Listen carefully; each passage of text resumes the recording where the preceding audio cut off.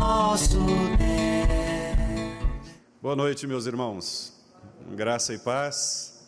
Cumprimentamos também os nossos visitantes queridos que estão aqui conosco. Cumprimentamos aqueles que nos assistem pelo YouTube. Lembrando sempre do nosso desejo sincero de ter vocês aqui conosco, com a sua presença aqui conosco, porque nada substitui esse momento tão especial em que o povo de Deus se reúne no dia do Senhor para aprender em torno da palavra do Senhor. Nós queremos agora, então, convidar os irmãos para abrirmos Êxodo capítulo 20. Hoje nós faremos uma outra mensagem, também ainda a respeito do 9º mandamento. Nós já temos estudado esse mandamento, já tivemos 2 sermões acerca deste mandamento.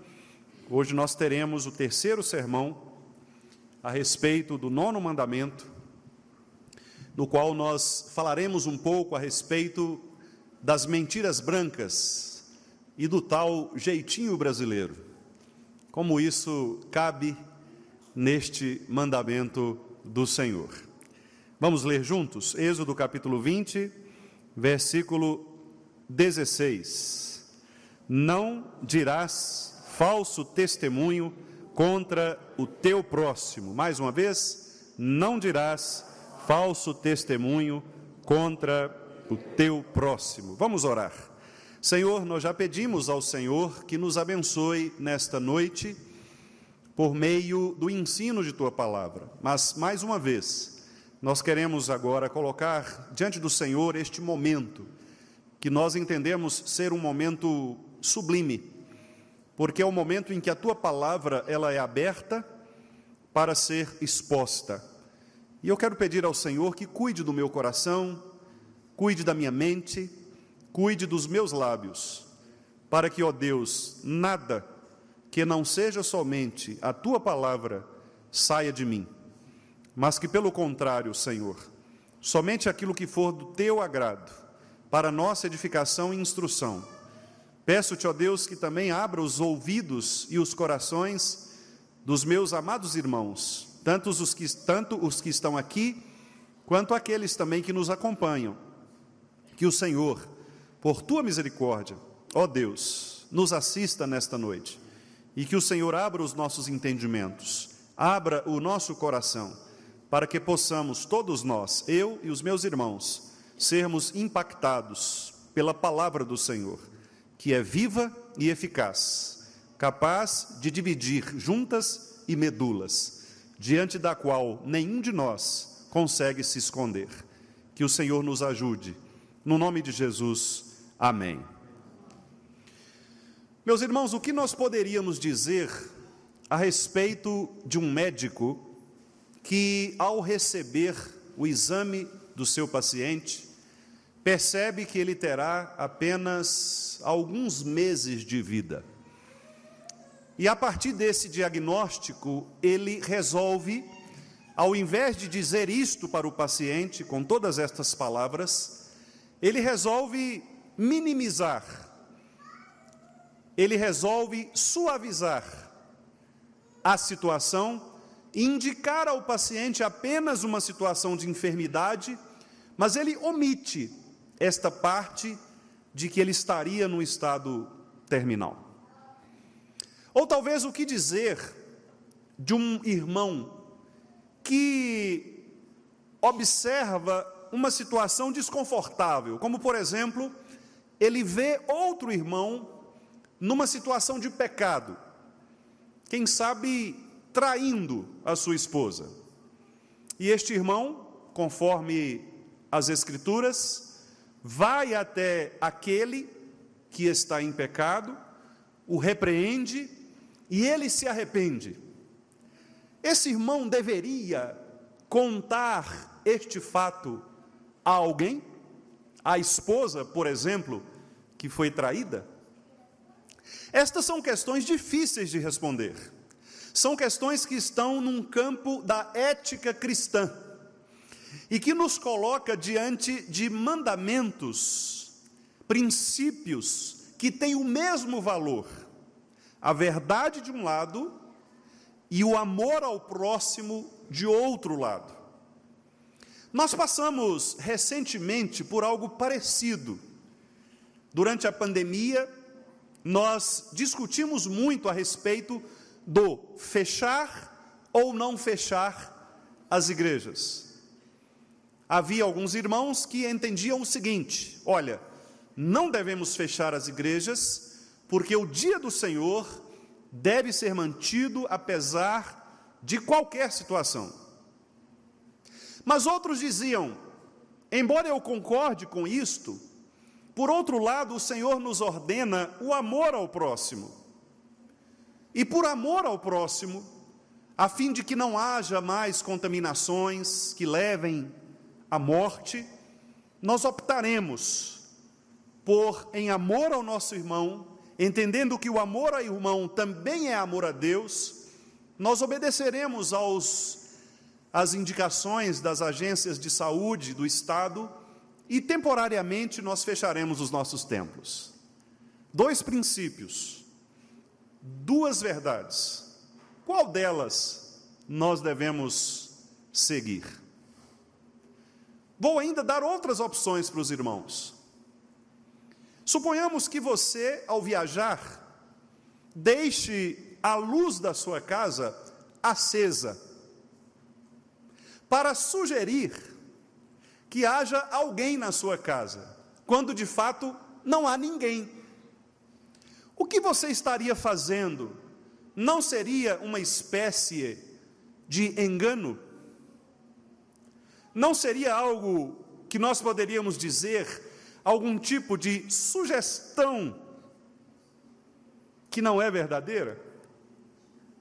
E quando nós estamos reunidos entre amigos, irmãos, e contamos uma anedota que não é verdadeira, é uma história inventada, mas que serve para trazer humor, estaríamos nós nos opondo à verdade e mentindo nestas circunstâncias? Quem sabe o pai ou uma mãe, para proteger o seu filho, diz para ele assim: olha, não vá ali, porque se você for ali, um bicho pode te pegar. Estaria esse pai mentindo, produzindo falso testemunho contra a verdade? Vejam os irmãos que os mandamentos da palavra de Deus são profundamente aplicáveis à nossa vida. E eu sei que vocês estão ansiosos para que o pastor responda a estas perguntas que ele mesmo acabou de fazer. Eu não as responderei. Apenas direi aos irmãos aquilo que nós entendemos ser o princípio universal das Escrituras, que diferenciam aquelas situações nas quais nós colocamos princípios equivalentes um ao lado do outro, e situações que envolvem a falsidade ou a mentira propriamente dita. Para usar uma outra palavra das Escrituras, o engano. E é muito importante que nós saibamos a diferença entre estas coisas, para nós sabermos exatamente o que quebra e o que não quebra o 9º mandamento. Porque se nós classificarmos todas essas situações como situações falsas, nós perceberíamos que muitas dessas situações, elas estariam contrárias a princípios que o próprio Deus estabeleceu em favor do homem. Nós temos alguns exemplos nas Escrituras que apontam para isso. Raabe talvez seja o mais significativo deles. Num contexto de guerra, Raabe, a prostituta, ela recebeu na sua casa os espias. E naquele contexto de guerra, ela usou de uma artimanha, de uma situação diferente, para sugerir que não havia na sua casa a presença dos espias. No entanto, além de nós não termos nenhuma repreensão no texto, Apesar disto, Raabe é citada em Hebreus como um exemplo de fé, por ter protegido os espias naquele contexto de guerra. Então é muito importante nós sabermos diferenciar o que são falsos testemunhos, contrários à verdade de Deus, que são enganosos, e aquilo que é apenas uma forma de você entender o contexto e usar da sua sabedoria e do seu discernimento para nem sempre dizer toda a verdade que precisa ser dita. Eu sei, meus amados irmãos, que este é um tema extremamente delicado, mas, graças a Deus, eu não tenho dificuldades de tratar de temas delicados, porque eu acho que é assim que nós crescemos no conhecimento da palavra do Senhor, é tratando destas coisas minuciosas, ao invés de tratarmos daqueles temas genéricos. Portanto, devemos refletir desde agora, qual será a diferença entre um falso testemunho produzido e que, portanto, contraria o 9º mandamento, e estas outras situações, como, por exemplo, de Raabe. Imagine os irmãos na igreja primitiva. Imagine que você fosse alguém que estivesse naquele contexto, e um missionário batesse na sua porta, fugindo da perseguição, para esconder-se. E então os guardas romanos chegassem à sua porta e perguntassem a você se aquela pessoa havia entrado na sua casa. O que você diria? Ele está aqui? Podem pegá-lo? Ou você protegeria o seu irmão das forças de perseguição? Eu creio que os irmãos já observaram o que eu estou opondo aqui. São duas situações diferentes. O falso testemunho, meus amados irmãos, e as mentiras que são condenadas pelas Escrituras, são aquelas situações que nós chamamos de engano. E o que é o engano? O engano sempre é a perversão da verdade. Ou, em outras palavras, o engano é quando alguém tem a intenção de produzir uma falsidade para levar vantagem sobre a situação. É alguém que, por exemplo, produz uma outra narrativa para desconstruir a verdade. Este é o engano. Como, por exemplo, o diabo fez diante de Adão e de Eva. Satanás, ali na serpente, ele pegou a verdade de Deus, mas ele modificou sutilmente a verdade de Deus, com a clara intenção de enganar. O que Satanás queria fazer era produzir um novo comportamento, a partir de um engano. Quando um médico, ele chega a um paciente, e não revela ao paciente todos os detalhes, o médico não está querendo enganar o paciente, mas o médico está querendo produzir no paciente ainda alguma esperança, para que ele, por meio do tratamento, possa, quem sabe, ter uma sobrevida. Esta é a diferença.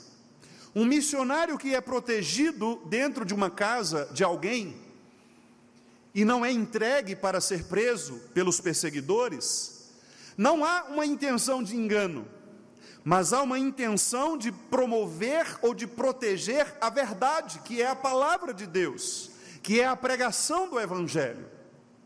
Portanto, há uma diferença muito importante aqui. Quando nosso Senhor Jesus Cristo nos disse que nós deveríamos dizer sim e não diante das circunstâncias, o que o nosso Senhor Jesus Cristo quis nos ensinar é exatamente que nós cristãos não devemos jamais estar sobre o muro, em cima do muro. Pessoas que andam em cima do muro são aquelas pessoas que nunca têm uma posição clara a respeito da situação. Elas sempre ficam naquela areia movediça, nunca se posicionam, Jesus disse: o crente não pode ser assim. O crente precisa ter uma posição definida, seja para sim, seja para não, porque o que se pressupõe na vida cristã é exatamente a responsabilidade daquilo que nós produzimos com as nossas palavras. O crente não pode ser uma pessoa cambaleante. Os irmãos se lembram da instrução de Tiago. O crente nunca pode ser cambaleante, dúbio. A palavra que Tiago usa lá é ânimo dobre, que é uma alma dupla, duas faces, duas caras, duas pessoas. Ora ela é uma coisa, ora ela é outra coisa, dependendo da circunstância. É o crente camaleão, que se adapta à cor das coisas. O crente não deve ser assim. O nosso Senhor Jesus Cristo disse que nós devemos sempre dizer sim ou não, porque esta tomada de posição é exatamente o que vai nos fazer atrair sobre nós as bênçãos de Deus, bem como também as consequências das nossas decisões. Quando Abraão, ele disse a respeito de Sara, que ela era sua irmã, as Escrituras, elas mostram que a intenção de Abraão ali era exatamente proteger a sua esposa. Obviamente nós temos ali um contexto diferente, não era um contexto de guerra, era um contexto diferente, mas Abraão, ele quis proteger a sua esposa, e com isso, naturalmente, ele criou uma situação diplomática difícil, e foi inclusive admoestado por alguém que não era do povo de Deus. Portanto, reparem, há situações em que nós deveremos exercer a sobriedade cristã, em que nós deveremos exercer a sabedoria cristã, o entendimento cristão, para sabermos se agiremos como Raabe, se agiremos como os discípulos que fizeram Paulo fugir, se agiremos como os crentes de Genebra que fizeram Calvino descer por um lençol para fugir dos soldados, ou se nós agiremos com engano. O que está em jogo, portanto, é: o que é mais importante aqui? Qual é a nossa motivação? A defesa é para mim, ou a defesa é a verdade de Deus?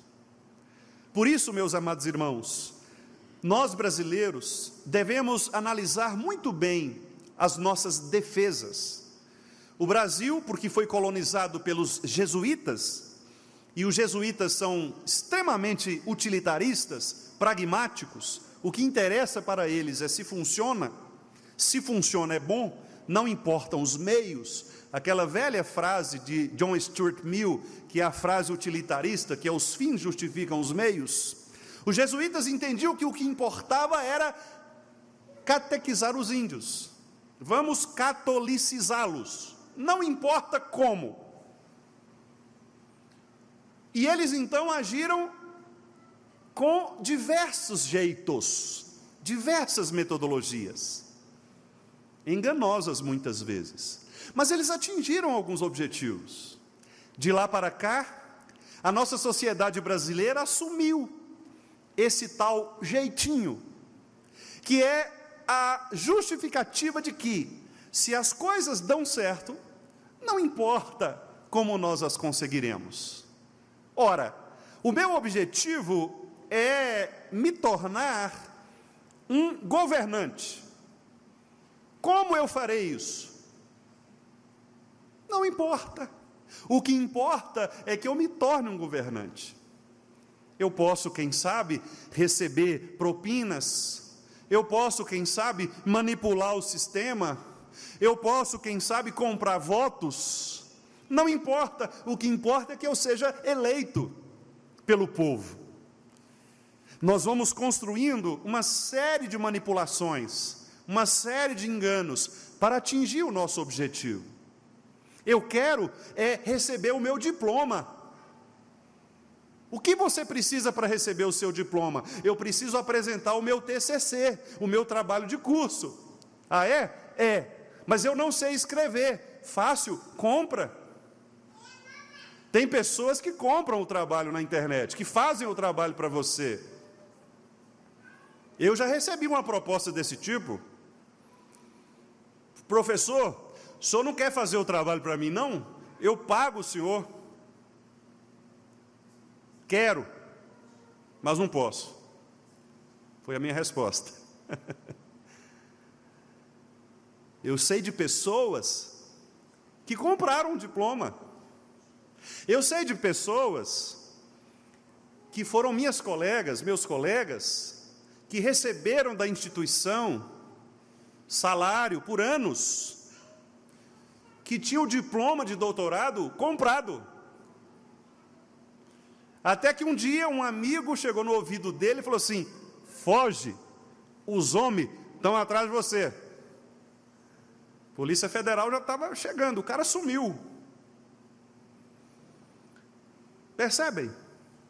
É o tal jeitinho brasileiro, que é feito para enganar as pessoas.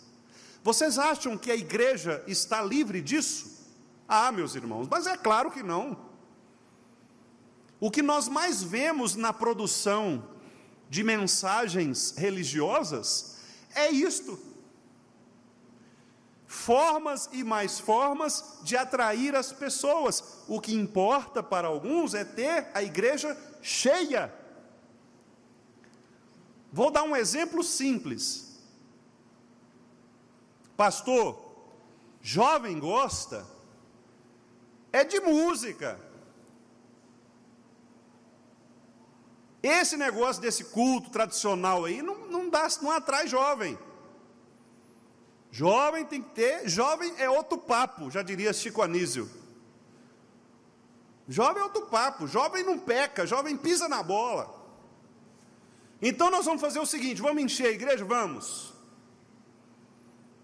Um dia desse eu soube de uma história de um colega que, contando vantagem, disse para um outro colega assim: rapaz, o nosso congresso de adolescente tinha quase 1000 adolescentes.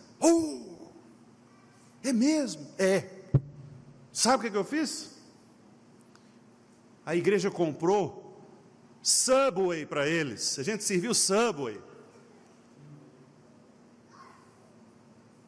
Aí o pastor, colega amigo, que é muito sincero, disse assim: com isso aí, eu colocava 5.000.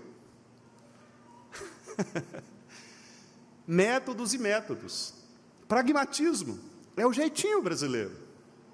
É o jeitinho brasileiro.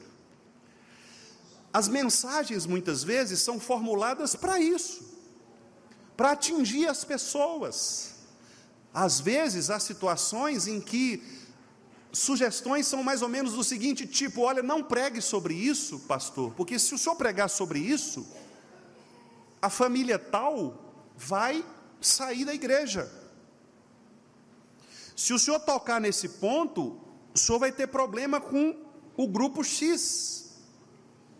O que é isso? Senão o jeitinho brasileiro, de muitas vezes não tratar a ferida, não curar a ovelha, não expor o pecado, mas administrar, porque o meu resultado é o que importa. Eu quero chegar ao final do ano, tendo ali no meu relatório um número satisfatório, para que eu possa mostrar serviço. Existe uma igreja no Brasil, não é presbiteriana, é uma outra denominação neopentecostal, que ela remunera os seus obreiros de acordo com a quantidade de pessoas, como se fosse uma gestão de empresas. Se o obreiro é um bom administrador, e ele então arrebanha uma quantidade de pessoas, ele recebe um valor X. Mas para ele ter uma promoção na carreira, ele precisa de mais pessoas. Se ele não está funcionando naquela localidade, ele é trocado para outra localidade. Uma vez, meus irmãos, eu estava indo para o meu trabalho, que era em Januária, e eu fui de táxi com uma pessoa, e no trajeto ele pegou um dos pastores desta denominação. Nós passamos pela igreja, ele saiu com uma mala de dinheiro, uma mala preta mesmo, né? Uma mala preta, cheia de dinheiro, e no carro, muito tranquilo, começou a conversar conosco. E aí eu perguntei para ele como é que funcionava, com muita tranquilidade, nós fomos conversando. E ele me disse que ele estava indo para Januária para levar aquele recurso, porque aquele recurso era a arrecadação que ele tinha recebido naquele final de semana e que ele deveria, entre aspas, comparar com outro obreiro para definir depois qual era a situação deles em relação ao campo. Quem deu mais lucro para nós? Então nós vamos tirar você daqui e pôr ali, porque ali está dando mais lucro do que aqui. Meus irmãos, o que é isto, senão uma forma de vender, mercadejar, enganar as pessoas, usando o evangelho para isto? O que é isto, senão esse tal jeitinho brasileiro de levar vantagem nas coisas? Irmãos que fraudam o imposto de renda, pessoas crentes, contadores crentes que rasgam notas fiscais para que o seu cliente não pague o imposto que tem de pagar. Gente que burla os sistemas de impostos. Meus irmãos, nós estamos diante de uma situação em que o mandamento nos diz que a mentira, o engano, não é simplesmente você produzir com os seus lábios algo que seja claramente mentiroso, mas é a intenção do coração de enganar o outro. Como isso acontece nos relacionamentos? Namorados que às vezes começam a namorar e que se enganam, às vezes produzindo ou tentando produzir um sentimento que ainda não existe, mas que querem muitas vezes manter uma aparência. Casais, casados, fazem isto. Enganam pela aparência, mostram para as pessoas aquilo que eles não são de verdade. Se é o seu caso, você está quebrando o 9º mandamento. Você está produzindo um testemunho falso diante do seu cônjuge, diante das pessoas e diante de Deus. Quando você trabalha no emprego e você está no seu emprego apenas pelo dinheiro, não segue a sua vocação dada por Deus, o chamado que você recebeu do Senhor, você pode estar quebrando o 9º mandamento. Como assim, pastor? Você está produzindo um auto-engano. Quando você assume uma liderança, porque a sua motivação é aparecer para as pessoas, estar à frente, você pode estar quebrando o 9º mandamento, você está testemunhando falsamente. As pessoas acham que você é vocacionado, mas você não é vocacionado. Você está se enganando, enganando as pessoas. Portanto, meus amados irmãos, estas questões são gravíssimas. E nós todos devemos pensar quanto a isso. É por isso, meus amados irmãos, que a palavra de Deus, ela nos expõe e escancara os nossos problemas, os nossos pecados. Diante da palavra de Deus, nenhum de nós pode se comportar com altivez.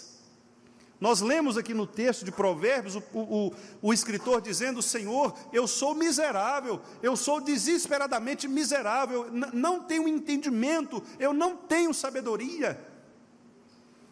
O profeta Jeremias, nas suas lamentações, diz: Deus, eu sou miserável, eu ponho a boca no pó, para talvez receber do Senhor esperança. O profeta Isaías, naquela visão que teve, ele disse: Senhor, eu habito no meio de um povo de impuros lábios, a minha sociedade é impura, a minha sociedade é corrupta, e eu também sou corrupto. Veja, meus irmãos, o reconhecimento de que nós somos falhos, muitas vezes falsos, e me perdoe, irmãos, a força da palavra, mas muitas vezes hipócritas. Porque o hipócrita é aquele fingidor, é aquele que atua como uma personagem de um teatro. Muitas vezes, meus amados irmãos, nós somos tomados por essa hipocrisia, por esta falsidade, e nós nos colocamos diante das pessoas como se fôssemos crentes, como se fôssemos leitores da Bíblia, como se amássemos a Deus, como se amássemos o próximo, mas nos primeiros testes que o Senhor impõe sobre nós, nós demonstramos o contrário. E é por isso que o 9º mandamento deve ser lido por nós com um coração contrito, porque nós não queremos produzir falso testemunho. Nós não queremos que a pessoa que conviva conosco tenha uma impressão de nós diferente do que de fato nós somos. Como é ruim você descobrir que a pessoa com quem você se relaciona há anos é uma pessoa diferente do que aquela que você pensou que fosse. Isso acontece nos relacionamentos conjugais, acontece nos relacionamentos de trabalho, em família. Você convive com a pessoa 10, 15, 20 anos e você nunca descobriu de verdade o que a pessoa é, até que um dia ela não consegue mais esconder, as máscaras caem e você começa a fazer conexões lá atrás, dizendo: olha, já havia sinais e eu não conseguia perceber. Havia sinais.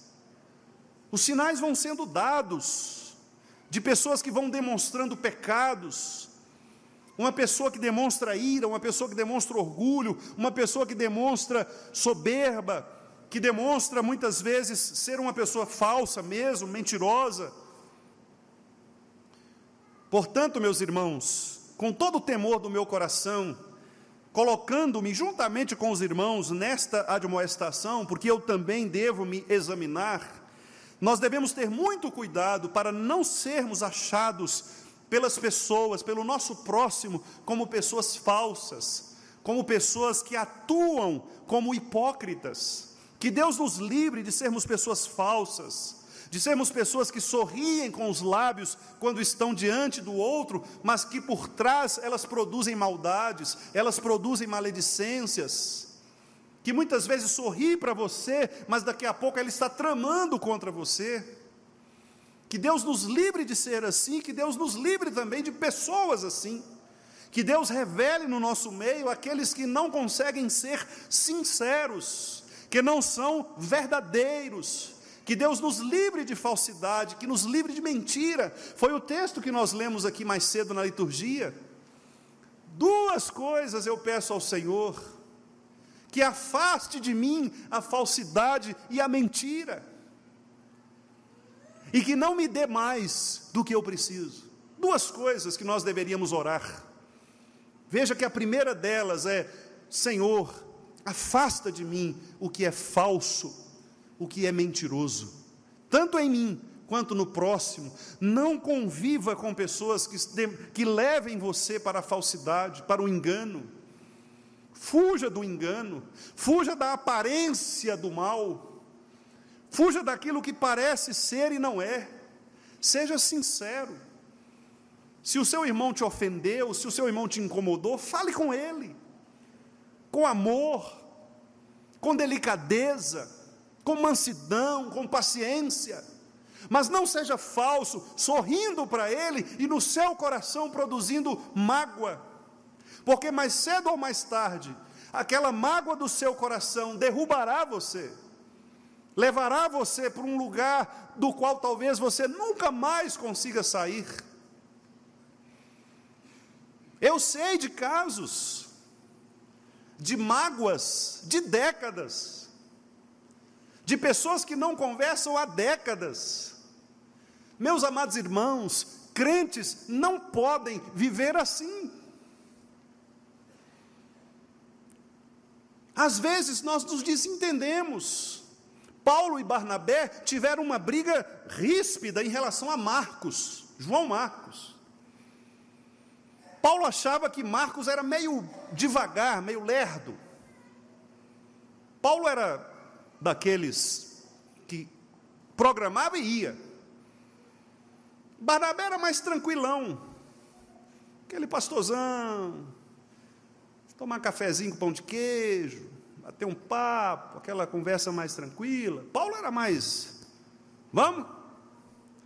João Marcos não agradou Paulo. Diz a Bíblia que Barnabé e Paulo tiveram uma discussão daquelas feias, a ponto de se separarem. Tá bom, Barnabé, faz o seguinte, leva Marcos com você. Você gosta tanto dele assim, leva ele para morar na sua casa, ué. Eu vou para o outro lado. Foram. Mais tarde, Paulo escreveu o seguinte: meus irmãos, Marcos, eu vou mandar um abraço para ele, especial, porque Marcos foi muito útil para mim no meu ministério. O grande Paulo reconheceu, no fim das contas, que ele podia ter sido um pouco mais paciente com João Marcos. Relacionamentos precisam ser restaurados. Você não é tão bom quanto parece. O pastor Charles Spurgeon diz assim: quando alguém fala mal de você, acredite, deve ser verdade o que ele está falando. É o contrário do que a gente pensa, né? Se alguém falou mal, você fica espinhado. O Spurgeon disse: acredite, você é pior do que o que ele falou. Se alguém falou mal de você, acredite, você é pior do que o que ele falou. E é mesmo, meus irmãos, sabe por quê? Porque nós somos pecadores, meus irmãos. E como pecadores que nós somos, qual de nós pode colocar na lista algum tipo de mérito? Meus irmãos, se nós formos elaborar uma lista de nossos próprios pecados, nós vamos nos envergonhar. Por isso que eu não devo competir com o meu irmão, pelo contrário, eu devo ajudá-lo a caminhar de acordo com a verdade de Cristo, procurando ajudá-lo sem hipocrisia. O apóstolo Paulo escreveu: o amor seja sem hipocrisia, cada um fale a verdade com o seu próximo, não mintais uns aos outros. E por que Paulo fala isso? Porque o amor não hipócrita é o amor que se doa, é o amor que chega para o outro e diz assim: irmão Miro, olha, o negócio é o seguinte, o senhor é chato mesmo, cheguei aqui e não gostei do senhor. Claro que isso é uma brincadeira, né, irmãos? O irmão Miro é... Mas o negócio é o seguinte, nós vamos caminhar juntos, porque o senhor é meu irmão. Então estou falando isso com o senhor para o senhor me ajudar a amar o senhor. É isso que crente faz. Crente não vira as costas. Crente vai lá e confronta, conversa, dialoga. Se teu irmão pecar contra ti, vá até ele. Vá até ele.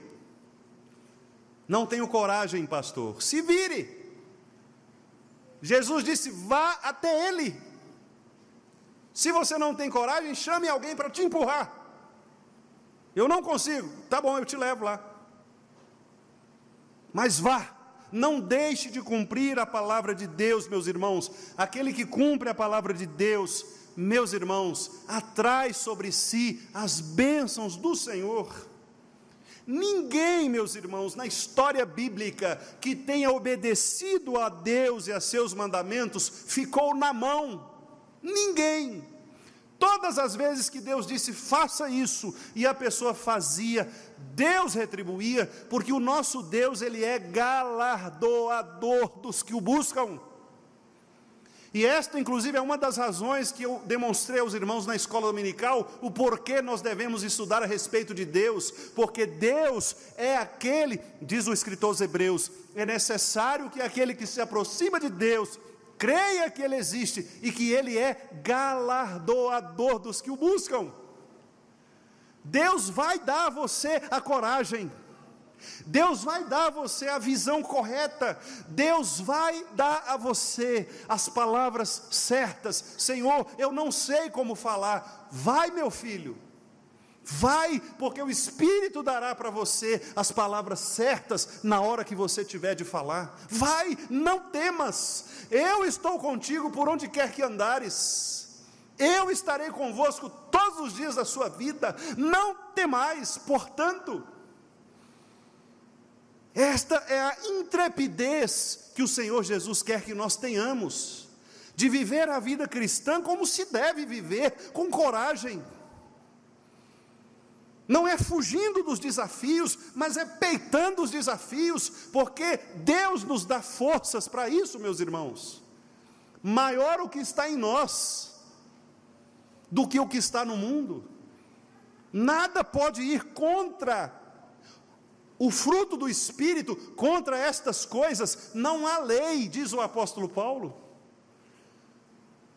Nada pode retirar de você o fruto do Espírito, portanto, exerça, cultive. Eu não consigo amar, pastor. Aprenda. Eu não consigo perdoar, pastor. Aprenda. Eu sou impaciente, pastor. Aprenda a ser paciente. Eu também já fui impaciente, muitas vezes. Muitas vezes. Aprende. A palavra de Deus vai nos espremendo, vai nos forjando, nos moldando, para que ao invés de cortarmos a orelha da pessoa, como fez Pedro, sejamos crucificados de cabeça para baixo, como foi Pedro. O Espírito nos torna mansos, verdadeiros, puros. Portanto, meus amados irmãos, não mintais uns aos outros, fujamos dessas mentiras que aparecem por aí, fujamos do engano, que a nossa vida seja uma vida de verdade, sincera, sem hipocrisia, e que diante de situações em que nós tenhamos de proteger o nosso irmão, proteger a igreja, proteger o nome de Cristo, que nós tenhamos a mesma coragem que teve Raabe, a mesma coragem que tiveram os discípulos ao descer Paulo para que ele pudesse fugir da perseguição. Que nós sejamos irmãos que nos amemos uns aos outros de tal maneira que o testemunho para o próximo seja um testemunho autêntico, genuíno, um testemunho claro. Que Deus nos abençoe, que Deus nos guarde pelo seu poder e que produza em nós uma nova vida, um jeito cristão de ser crente, dando-nos a consciência de que a verdade do Senhor, ela é de fato o que produzirá em nós o afastamento da falsidade e da mentira. Uma coisa eu peço ao Senhor: afasta, Senhor, de nós a falsidade e a mentira. Vamos falar juntos esta frase? Afasta de nós a falsidade e a mentira. Mais uma vez, afasta de nós a falsidade e a mentira. Que o nosso Senhor nos dê graça para que isto seja contínuo em nossos corações.